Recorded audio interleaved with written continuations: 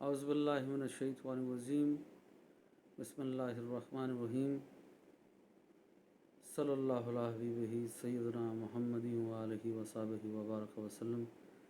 یا اللہ کریم آپ نوازیں گے تو عرض کر سکوں گا، اپنے صفت نور اور صفت کلیم سے مدد فرمائیے۔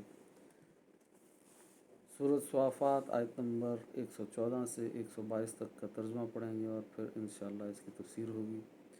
اللہ تعالیٰ کا ارشاد ہے، اور بے شک ہم نے موسیٰ اور ہارون پر احسان کیا، اور ہم نے ان دونوں کو اور ان کی قوم کو بہت بڑی مصیبت سے نجات دی، اور ہم نے ان کی مدد فرمائی سو وہی غالب رہے، اور ہم نے ان کو واضح کتاب دی، اور ہم نے ان کو سیدھی راہ پر چلایا، اور بعد میں آنے والوں میں ہم نے ان دونوں کا ذکر خیر چھوڑا۔ موسیٰ اور ہارون پر سلام ہو، ہم نیکی کرنے والوں کو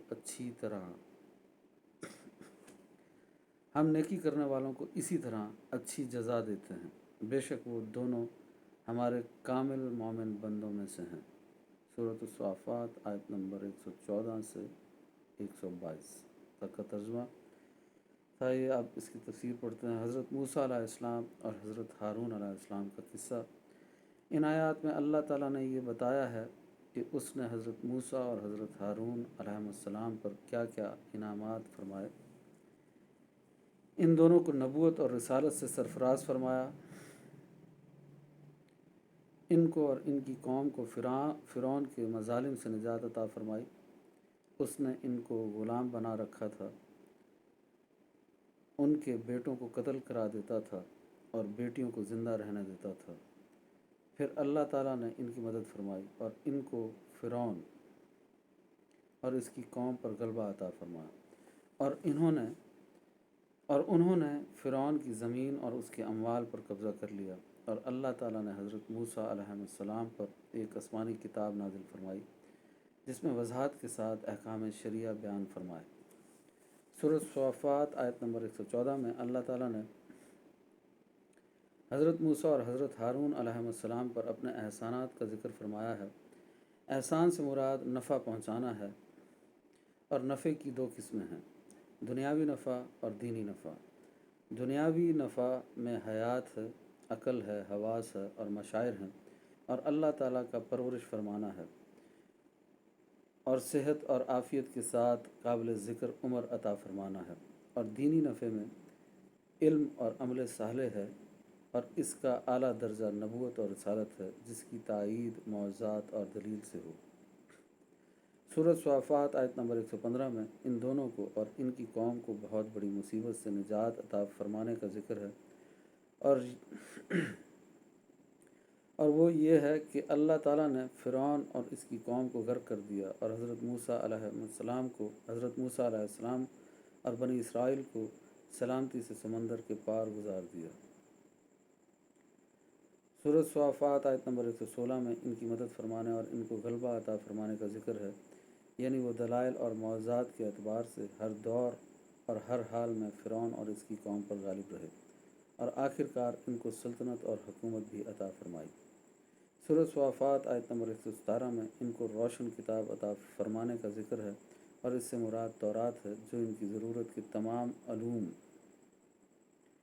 اور احکام پر مشتمل ہے۔ اور سورۃ صافات آیت نمبر 118 میں ان کو صراط مستقیم پر گامزن کرنے کا ذکر ہے، ان کو عقلی اور سمعی دلیل سے دین حق پر مضبوطی سے قائم رکھا، اور ان کو باطل سے مسترب رہنے اور حق سے وابستہ رہنے کی توفیق عطا فرمائی۔ سورۃ صافات آیت نمبر 119 میں بتایا کہ ہم نے بعد والوں میں ان کا ذکر خیر چھوڑا۔ بعد والوں سے مراد سیدنا محمد صلی اللہ علیہ وآلہ وسلم کی امت، سیدنا محمد صلی اللہ علیہ وآلہ وسلم کی امت ہے، اور ذکر خیر سے مراد ان کی تعریف و تحسین اور ثناء جمیل ہے۔ سورۃ صافات آیت نمبر 120 میں حضرت موسیٰ اور حضرت ہارون پر سلام بھیجنے کا ذکر ہے، اس میں ان کی تعظیم اور توقیر کا بیان ہے، اور ہمیں یہ ہدایت دی ہے کہ ہم بھی جب ان کا نام لیں تو ان پر سلام بھیجیں اور کہیں، حضرت موسیٰ علیہ السلام اور حضرت ہارون علیہ السلام۔ اور سورۃ صافات آیت نمبر 121 میں فرمایا ہم نیکی کرنے والوں کو اچھی جزا دیتے ہیں، عذاب سے نجات، جنت میں دخول اور اللہ تعالیٰ کا دیدار اور اس کی رضا۔ سورۃ صافات آیت نمبر 122 میں فرمایا وہ دونوں ہمارے کامل مومن بندوں میں سے ہیں۔ اس سے مقصود اس پر تنبیہ کرنا ہے کہ سب سے بڑی فضیلت اور سب سے بڑا شرف ایمان ایک کامل سے حاصل ہوتا ہے، یعنی فضیلت کی جو بنیاد ہے وہ ایمان ہے، تقوی ہے، پرہیزگاری ہے اور علم ہے۔ اسلام میں فضیلت کا تعلق ذات پات سے نہیں ہے، رنگ سے نہیں ہے، نسل سے نہیں ہے، زبان سے نہیں ہے، بلکہ ایمان لانے سے فضیلت کا تعلق ہے، تقوی سے فضیلت کا تعلق ہے اور علم سے فضیلت کا تعلق ہے۔ تو ان تین باتوں پر اسلام میں، شریعت میں فضیلت دی گئی ہے کہ جس میں یہ تین خوبی ہوں وہ فضیلت والا ہے۔ جو ایمان والا ہے وہ افضل ہے، جو تقوی والا ہے وہ افضل ہے اور جو علم والا ہے وہ افضل ہے۔ تو سب سے بڑی فضیلت اور سب سے بڑا شرف ایمان کامل سے حاصل ہوتا ہے۔